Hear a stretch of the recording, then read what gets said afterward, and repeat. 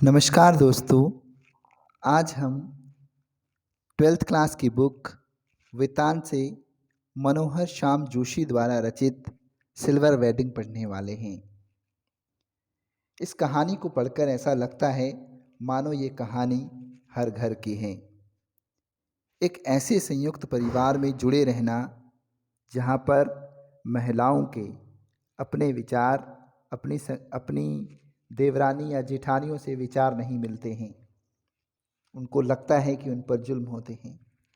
इन्हीं तानों बानों से जुड़ी हुई है ये कहानी सिल्वर वेडिंग।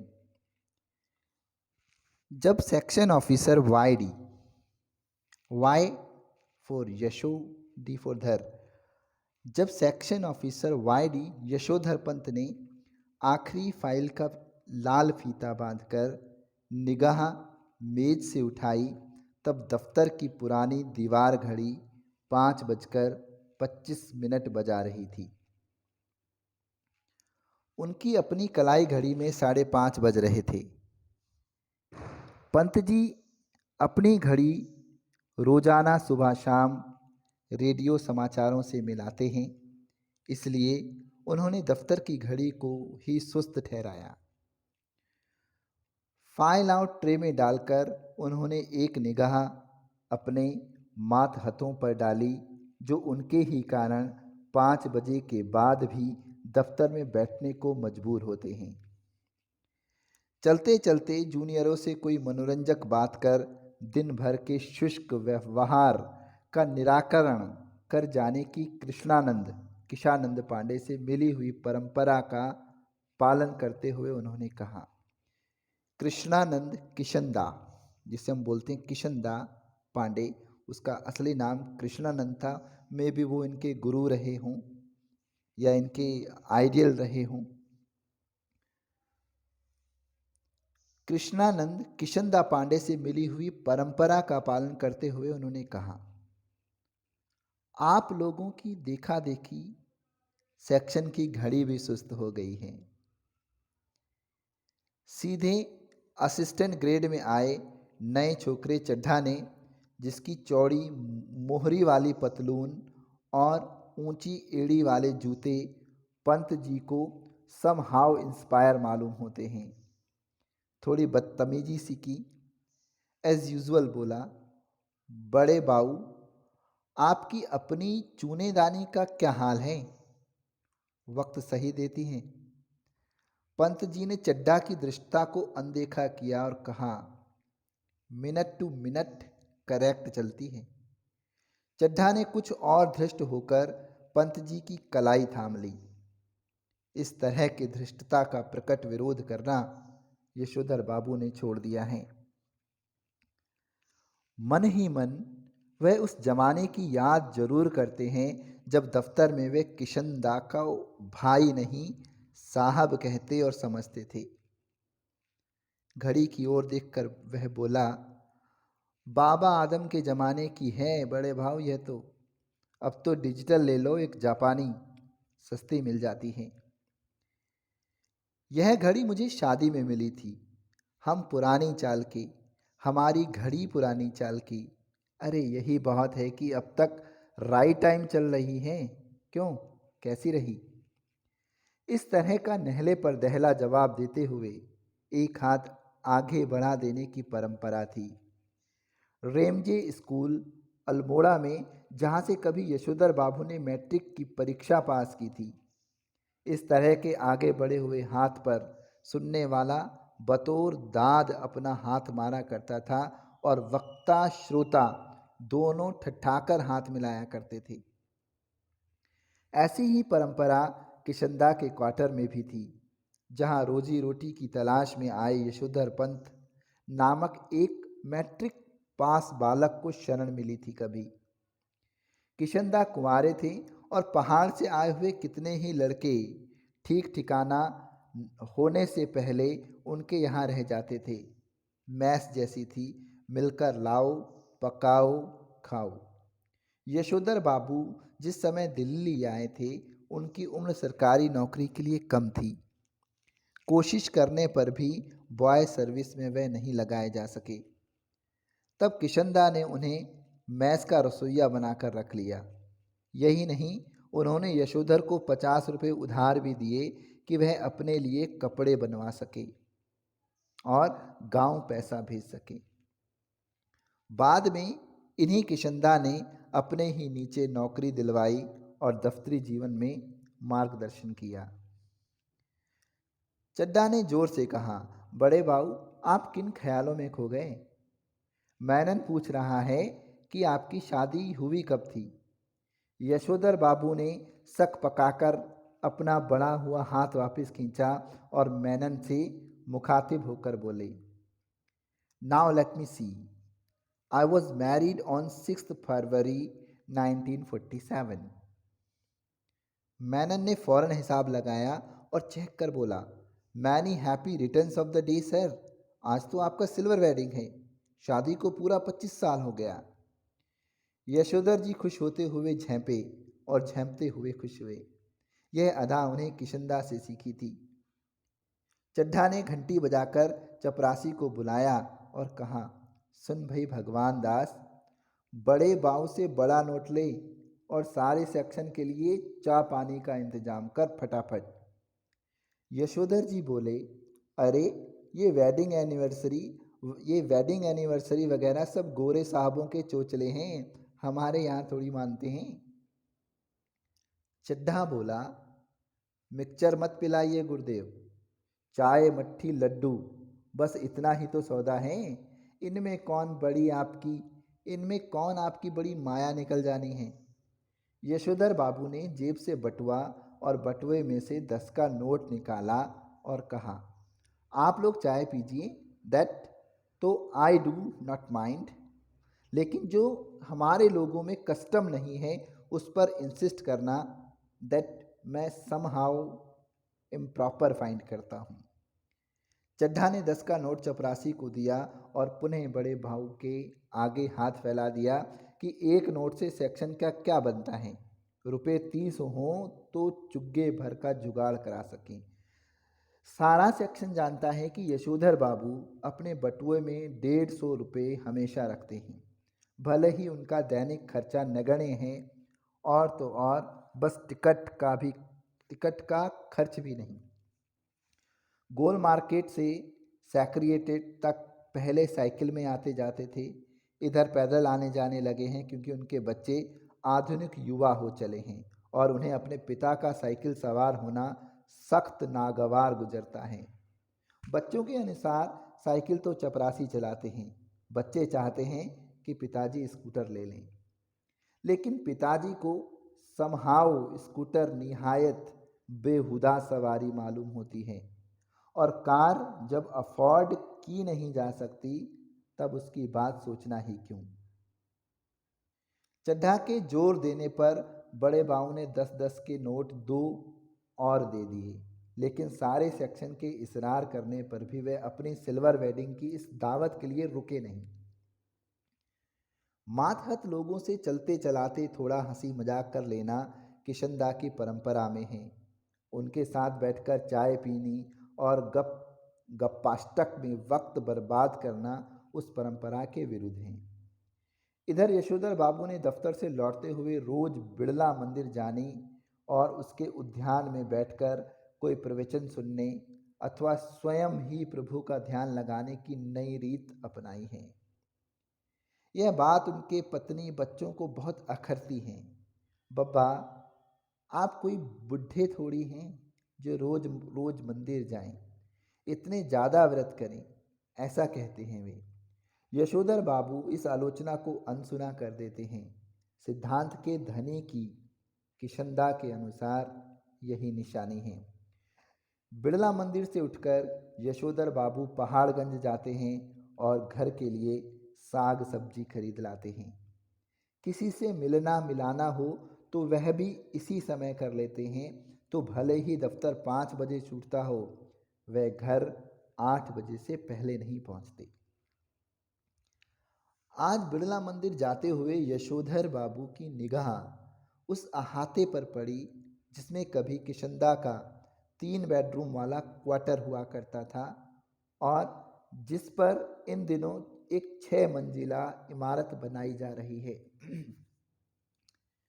इधर से गुजरते हुए कभी के DIZ एरिया की बदलती शक्ल देखकर यशोधर बाबू को बुरा सा लगता है। ये लोग सारा गोल मार्केट क्षेत्र तोड़कर यहाँ एक मंजिला क्वार्टरों की जगह ऊंची इमारतें बना रहे हैं। यशोधर बाबू को पता नहीं कि वे लोग ठीक कर रहे हैं कि गलत कर रहे हैं। उन्हें यह जरूर पता है कि उनकी यादों के गोल मार्केट के ढहाए जाने का गम मनाने के लिए उनका इस क्षेत्र में डटे रहना निहायत जरूरी है। उन्हें एंड्रयूजगंज, लक्ष्मीबाई नगर, पंडारा रोड आदि नई बस्तियों में पद की गरिमा के अनुरूप D2 टाइप क्वार्टर मिलने की अच्छी खबर कई बार आई है, मगर हर बार उन्होंने गोल मार्केट छोड़ने से इनकार कर दिया है। जब उनका क्वार्टर टूटने का नंबर आया तब भी उन्होंने इस क्षेत्र की इन बस्तियों में बचे हुए क्वार्टरों में एक अपने नाम अलॉट करा लिया। पत्नी के यह पूछने पर कि जब यह भी टूट जाएगा तब क्या करोगे, उन्होंने कहा तब की तब देखी जाएगी, कहा और उसी तरह मुस्कुराए जिस तरह किशनदा यही फिकरा कहकर मुस्कुराते थे। सच तो यह है कि पिछले कई वर्षों से यशोधर बाबू का अपनी पत्नी और बच्चों से हर छोटी बड़ी बात में मतभेद होने लगा है और इसी वजह से वह घर जल्दी लौटना पसंद नहीं करते।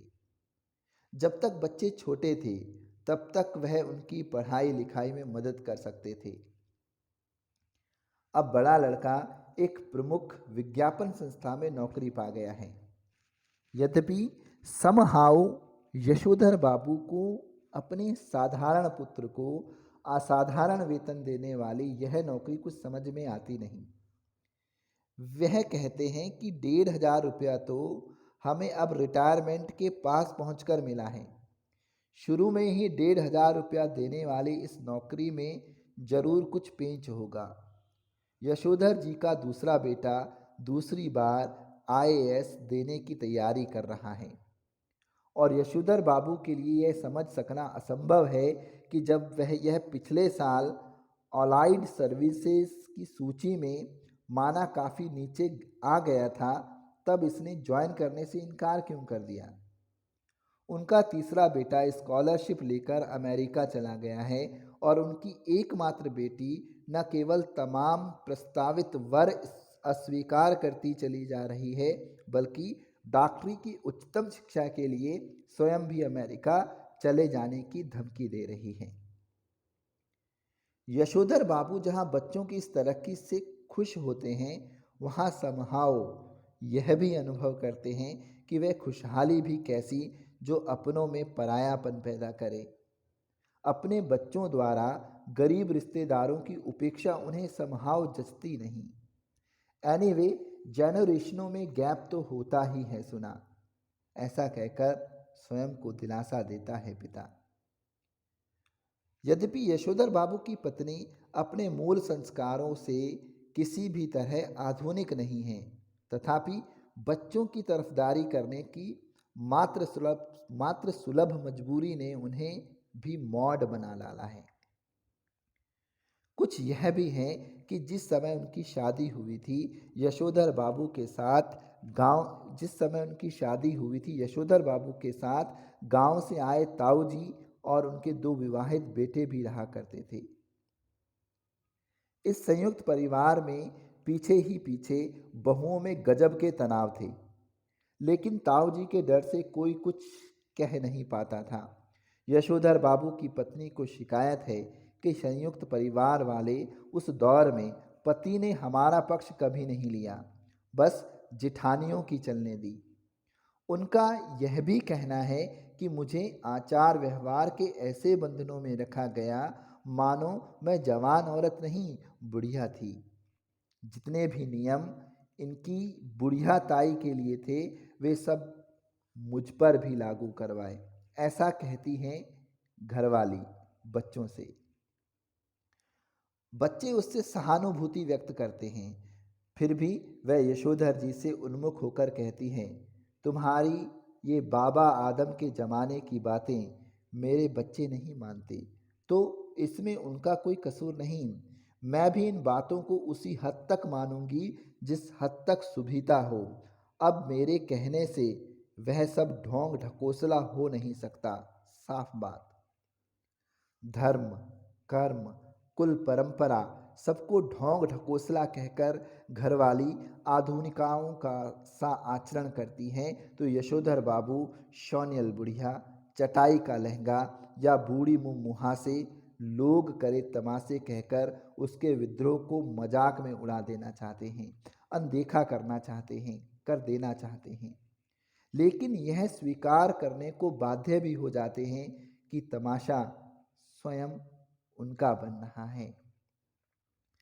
जिस जगह किशनदा का क्वार्टर था उसके सामने खड़े होकर एक गहरा निश्वास छोड़ते हुए यशोधर जी ने अपने से पूछा कि क्या यह बेटर नहीं रहता कि किशनदा की तरह गृह गृहस्थी का बवाल ही ना पाला होता और लाइफ कम्युनिटी के लिए डेडिकेट कर दी होती। फिर उनका ध्यान इस ओर गया कि बाल जति किशनदा का बुढ़ापा सुखी नहीं रहा। उसके तमाम साथियों ने हौज खास, ग्रीन पार्क, कैलाश कहीं ना कहीं जमीन ली, मकान बनवाया, लेकिन उसने कभी इस ओर ध्यान ही नहीं दिया। रिटायर होने के 6 महीने बाद जब उसे क्वार्टर खाली करना पड़ा तब हद हो गई। उसके द्वारा उपकृत इतने सारे लोगों में से एक ने भी उसे अपने यहाँ रखने की पेशकश नहीं की।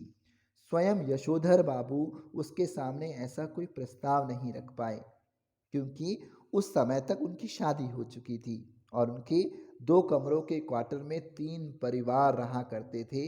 किशनदा कुछ साल राजेंद्र नगर में किराए का क्वार्टर लेकर रहा और फिर अपने गांव लौट गया, जहां साल भर बाद उसकी मृत्यु हो गई।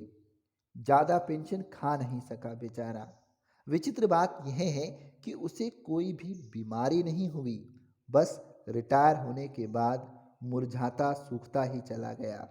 जब उसके एक ब्रादर से मृत्यु का कारण पूछा तब उसने यशोधर बाबू को यही जवाब दिया, जो हुआ होगा, यानी पता नहीं क्या हुआ।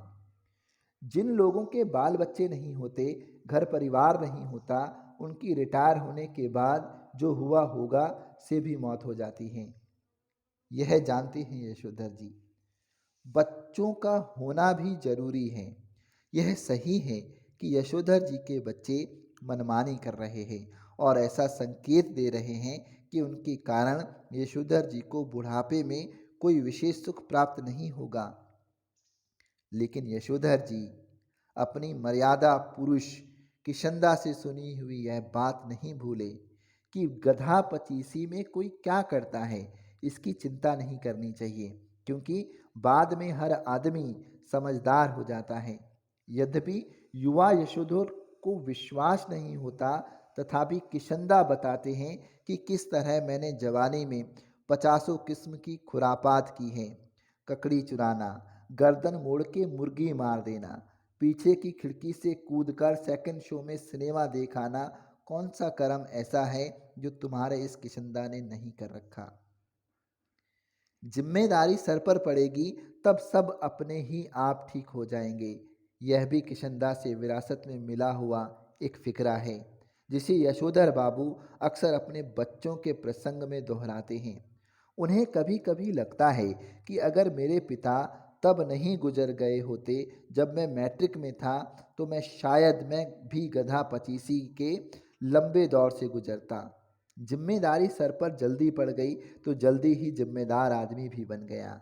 जब तक बाप है तब तक मौज कर ले, यह बात यशोधर जी कभी कभी तंजिया कहते हैं, ताने मारते हुए कहते हैं, लेकिन कहते हुए उनके चेहरे पर जो मुस्कान खेल जाती है ना, वे बच्चों पर यह प्रकट करती हैं कि बाप को उनका सनात होना, गैर जिम्मेदार होना कुल मिलाकर अच्छा लगता है।